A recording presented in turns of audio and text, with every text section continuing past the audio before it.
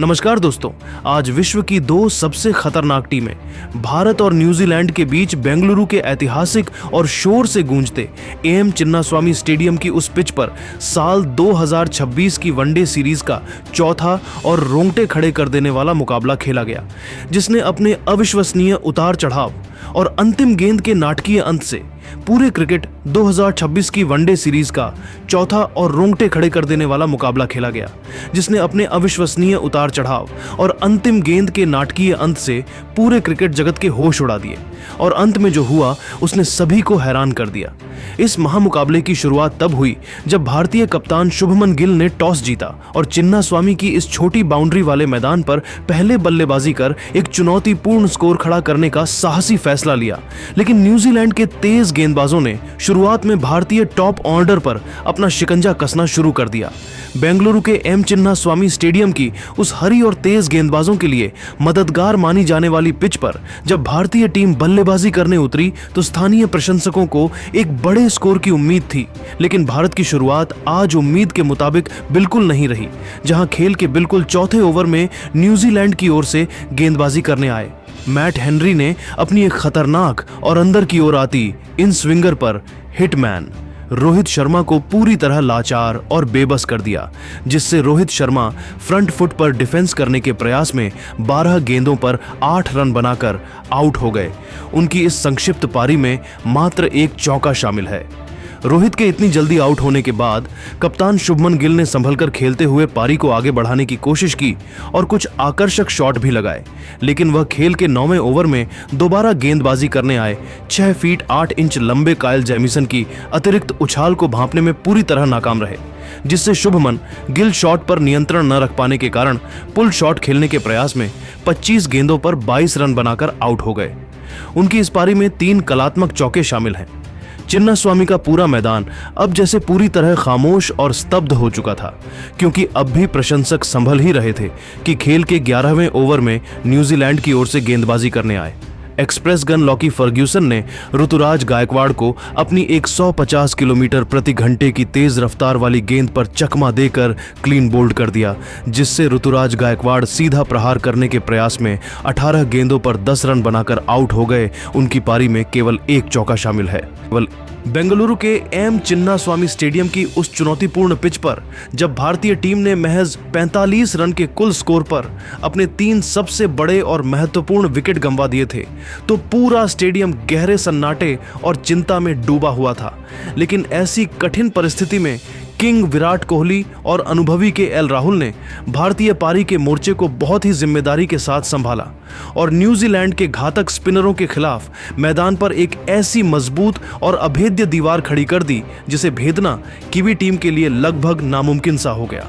विराट कोहली आज होलकर और राजकोट की अपनी पुरानी लय को बेंगलुरु में भी बरकरार रखे हुए थे, जहां उन्होंने कीवी कप्तान मिचेल सेंटनर के मनोवैज्ञानिक दबाव को पूरी तरह दरकिनार करते हुए अपनी जादुई कलाइयों का अद्भुत प्रदर्शन किया और खेल के 22वें ओवर में सेंटनर की फिरकी पर नियंत्रण पाते हुए 2 शानदार व कलात्मक चौके जड़े और एक फुर्तीला सिंगल लेकर अपना एक और अत्यंत महत्वपूर्ण अंतर्राष्ट्रीय अर्धशतक पूरा किया। विराट कोहली आज बहुत ही संयम, अनुशासन और सूझबूझ के साथ बल्लेबाजी कर रहे थे और उनकी बल्लेबाजी में एक अलग स्तर का आत्मविश्वास झलक रहा था। लेकिन वह खेल के 32वें ओवर में दोबारा गेंदबाजी करने आए अनुभवी लेग स्पिनर ईश सोढ़ी की एक अत्यंत चतुराई भरी और नीची रहती गुगली को पढ़ने में मामूली सी चूक कर बैठे, जिससे विराट कोहली गेंद की लंबाई को गलत समझकर कवर ड्राइव खेलने के प्रयास में 72 गेंदों पर 65 रनों की एक शानदार पारी खेलकर आउट हो गए। उनकी इस बेहतरीन अर्धशतकीय पारी में 7 आकर्षक और दर्शनीय चौके शामिल हैं। विराट कोहली के इस अहम मोड़ पर आउट होने के बाद पूरा चिन्नास्वामी स्टेडियम एक बार फिर बेचैन हो गया था, लेकिन तभी मैदान पर विस्फोटक बल्लेबाज ऋषभ पंत आए और उन्होंने क्रीज पर पहले से ही जमे हुए केएल राहुल के साथ मिलकर रनों की गति को रॉकेट की रफ्तार से बढ़ाना शुरू कर दिया। केएल राहुल आज एक बहुत ही क्लासिकल और मंझे हुए बल्लेबाज की तरह न्यूजीलैंड के गेंदबाजों की कड़ी परीक्षा ले रहे थे, जहां उन्होंने अपनी तकनीकी श्रेष्ठता का शानदार प्रदर्शन करते हुए खेल के 38वें ओवर में न्यूजीलैंड की ओर से दोबारा गेंदबाजी करने आए मुख्य तेज गेंदबाज मैट हेनरी की एक उछलती हुई गेंद पर मिड विकेट के ऊपर से एक गगनचुंबी और विशाल छक्का जड़कर अपना बहुमूल्य अर्धशतक पूरा किया, जिससे दर्शकों का उत्साह फिर से चरम पर पहुंच गया। राहुल और पंत की इस जोड़ी ने न्यूजीलैंड के गेंदबाजों को बैकफुट पर धकेल दिया था, लेकिन केएल राहुल अपनी इस सधी हुई और जुझारू पारी को एक बड़े शतकीय स्कोर में तब्दील करने में सफल नहीं हो सके, क्योंकि वह खेल के 40वें ओवर में दोबारा गेंदबाजी करने आए लॉकी फर्ग्यूसन की एक अतिरिक्त गति वाली गेंद पर अपना संयम खो बैठे, जिससे केएल राहुल बड़ा हिट लगाने के प्रयास में 62 गेंदों पर 55 रन बनाकर आउट हो गए। उनकी इस महत्वपूर्ण और संघर्षपूर्ण पारी में 4 कड़क चौके और 2 शानदार छक्के शामिल हैं। केएल राहुल के आउट होने के बाद अब पूरी जिम्मेदारी आर्शभ पंत के कंधों पर थी, जो दूसरे छोर से कीवी गेंदबाजों पर लगातार हवाई हमले कर रहे थे। और चिन्नास्वामी की पिच पर अब भारतीय मध्यक्रम के बल्लेबाजों ने अपनी ठोस बल्लेबाजी से न्यूजीलैंड के सामने एक ऐसी चुनौती पेश कर दी थी जिसने मैच को पूरी तरह से रोमांचक बना दिया था। चिन्नास्वामी स्टेडियम की उस हरी पिच पर जब भारतीय टीम के मुख्य बल्लेबाज पवेलियन लौट चुके थे, तब पारी के अंतिम और निर्णायक ओवरों में आर्शभ पंत ने अपनी स्वाभाविक आक्रामक, निडर और विस्फोटक बल्लेबाजी का एक ऐसा अद्भुत मुजाहिरा पेश किया जिसने पूरी तरह से मैच का रुख पलट दिया और भारत को एक बेहद सम्मानजनक व न्यूजीलैंड के खिलाफ लड़ने लायक स्कोर तक पहुंचा दिया, जहां पंत ने कीवी तेज गेंदबाजों के खिलाफ मैदान के चारों ओर हवाई फायर करते हुए छक्कों की मूसलाधार 100 बारिश कर दी। आर्शभ पंत आज अपनी उसी पुरानी और विनाशकारी लय में नजर आ रहे थे जिसके लिए बेंगलुरु के दर्शक उन्हें पसंद करते हैं, और उन्होंने कीवी कप्तान मिचेल सैंटनर की हर फील्डिंग सजावट को बौना साबित करते हुए खेल के 45वें ओवर में जब दोबारा गेंदबाजी करने आए, जेकब डफी ने पंत को अपनी धीमी गेंदों से ललचाने की कोशिश की तो उन्होंने अपनी प्रचंड शारीरिक ताकत और जादुई कलाइयों का प्रदर्शन करते हुए लगातार 2 विशाल, गगनचुंबी और दर्शनीय छक्के जड़े, जिसने चिन्नास्वामी स्टेडियम के हजारों दर्शकों को अपनी सीटों से उठकर झूमने पर पूरी तरह मजबूर कर दिया। ऋषभ पंत की इसी आतिशी और साहसी बल्लेबाजी की बदौलत भारतीय टीम ने शुरुआती झटकों से उभरते हुए निर्धारित 50 ओवरों के भीषण खेल के बाद 5 विकेट के नुकसान पर 285 रनों का एक मध्यम और चुनौतीपूर्ण स्कोर बोर्ड पर टांग दिया, जो इस पिच पर न्यूजीलैंड के लिए किसी हिमालय जैसी बड़ी चुनौती से कम नहीं होने वाला था, क्योंकि शाम के समय यहां गेंद स्पिनरों को मदद देने लगती है। ऋषभ पंत अपनी इस विस्फोटक, संयमित और संकट मोचक पारी के दौरान 48 गेंदों पर 68 रन बनाकर अंत तक नाबाद रहे। उनकी इस अविश्वसनीय पारी में 5 शानदार कड़क चौके और 4 गगनचुंबी छक्के शामिल हैं, और उनके साथ क्रीज के दूसरे छोर पर जादुई ऑलराउंडर रविंद्र जडेजा भी 12 गेंदों पर 15 रन पर नाबाद रहे, जिन्होंने अंतिम ओवरों में न केवल स्ट्राइक रोटेट की बल्कि पंत का बखूबी साथ निभाते हुए न्यूजीलैंड के गेंदबाजों पर मानसिक दबाव बनाए रखा। भारत की यह पारी पूरी तरह से उतार चढ़ाव भरी और रोमांचक रही, जहां मध्यक्रम के बल्लेबाजों ने विषम परिस्थितियों में जबरदस्त जिम्मेदारी दिखाते हुए टीम को एक ऐसे मजबूत मुकाम पर खड़ा कर दिया जहां से भारतीय एक गेंदबाज न्यूजीलैंड के बल्लेबाजों की कड़ी परीक्षा ले सकते थे। 286 रनों के इस लक्ष्य का बचाव करने के लिए भारतीय टीम अब पूरी तरह तैयार थी, क्योंकि ऋषभ पंत की इस पारी ने भारतीय खेमे में नई ऊर्जा और आत्मविश्वास का संचार कर दिया था, जिससे बेंगलुरु की इस ऐतिहासिक रात में न्यूजीलैंड के खिलाफ 4-0 की अजेय बढ़त बनाने का सपना अब हकीकत के बेहद करीब नजर आ रहा था। और भारतीय प्रशंसक अब मोहम्मद सिराज और कुलदीप यादव के जादुई स्पेल का बेसब्री से इंतजार कर रहे थे, ताकि कीवी बल्लेबाजों के घुटने टिकाए जा सकें।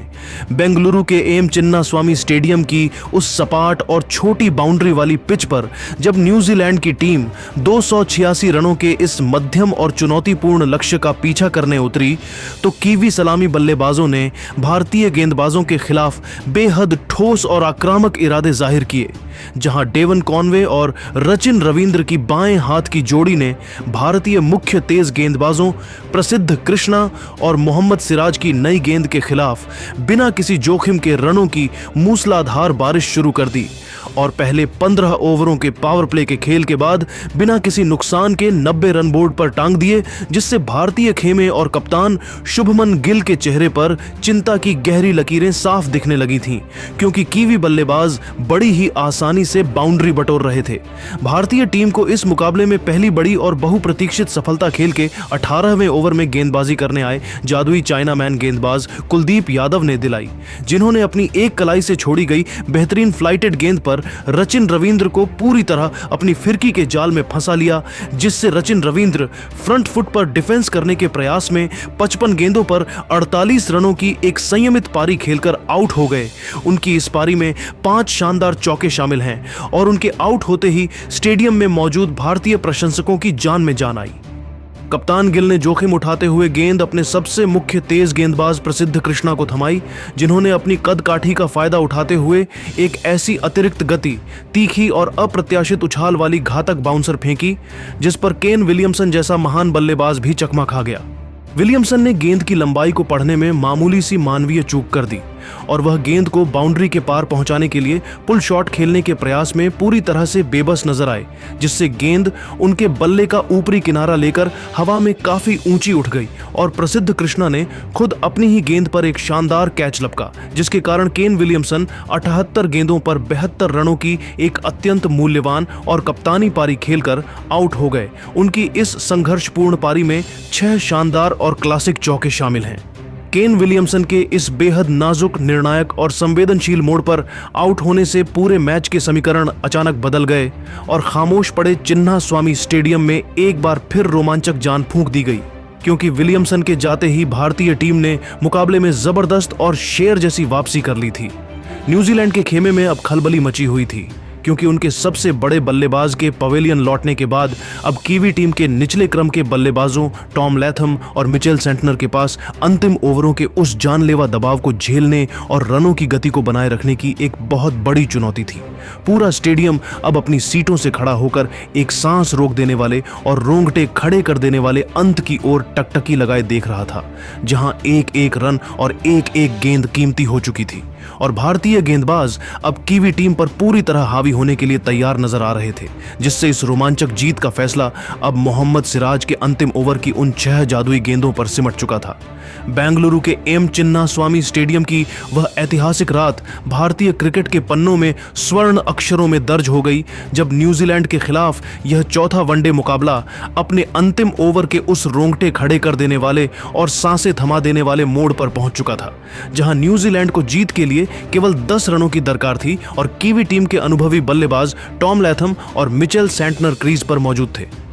भारतीय कप्तान शुभमन गिल ने पूरे भरोसे के साथ गेंद मोहम्मद सिराज को थमाई, जिन पर पूरे देश की उम्मीदों का भार था, और सिराज ने अपनी पहली 3 गेंदों पर जबरदस्त मानसिक मजबूती दिखाते हुए सटीक यॉर्कर और धीमी गति की गेंदों का मिश्रण किया, जिससे टॉम लैथम और सेंटनर केवल 3 रन ही बटोर सके और अब अंतिम 3 गेंदों पर भारत को जीत के लिए 7 रनों का बचाव करना था। पूरे स्टेडियम में तनाव अपने चरम पर था और कीवी बल्लेबाजों ने हार न मानने का जज्बा दिखाया, जहां चौथी गेंद पर टॉम लैथम ने सिराज की एक ऑफ स्टंप से बाहर जाती गेंद पर अपनी कलाइयों का जादू दिखाया और एक्स्ट्रा कवर की दिशा में एक अत्यंत शानदार और कलात्मक चौका जड़ दिया, जिससे अब अंतिम 2 गेंदों पर केवल 3 रनों की बेहद आसान और न्यूजीलैंड के पक्ष में दिखने वाली चुनौती शेष थी। 5वीं गेंद पर सिराज ने दबाव के बावजूद अपनी लाइन और लेंथ पर नियंत्रण रखा और एक जबरदस्त यॉर्कर डाली, जिस पर टॉम लैथम केवल 1 रन ही बना सके और अब यह महामुकाबला उस अंतिम और निर्णायक गेंद पर सिमट गया,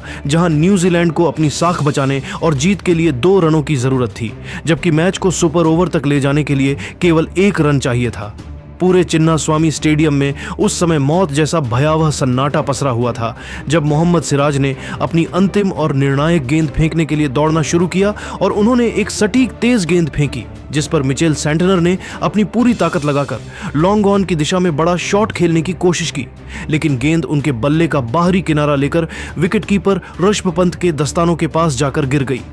दोनों बल्लेबाजों ने जीत की खातिर पागलों की तरह दूसरा रन दौड़ने का प्रयास किया, लेकिन वहां मौजूद ऋषभ पंत ने बिजली जैसी अविश्वसनीय फुर्ती दिखाते हुए गेंद को उठाया और बिना वक्त गंवाए एक सटीक थ्रो सीधे गेंदबाजी छोर के स्टंप्स पर मार दिया, जिससे मिचेल सेंटनर क्रीज से कुछ इंच दूर रह गए। और रन दौड़ने के प्रयास में 8 गेंदों पर 9 रन बनाकर आउट हो गए। उनकी इस संघर्षपूर्ण पारी में कोई बाउंड्री शामिल नहीं है। इस नाटकीय रन आउट के साथ ही अंपायर ने उंगली खड़ी की और पूरे बेंगलुरु में जश्न का एक ऐसा सैलाब उमड़ा जिसने न्यूजीलैंड के खेमे में सन्नाटा पसर दिया और कीवी खिलाड़ी इस करीबी हार से पूरी तरह टूट गए। भारतीय टीम ने इस सांसें रोक देने वाले महामुकाबले को मात्र 1 रन के ऐतिहासिक और मामूली अंतर से जीत लिया, जहां न्यूजीलैंड की पूरी टीम निर्धारित 50 ओवरों के खेल के बाद 6 विकेट के नुकसान पर 284 रन ही बना सकी और भारत ने इस 5 मैचों की सीरीज में 4-0 की एक ऐसी अजेय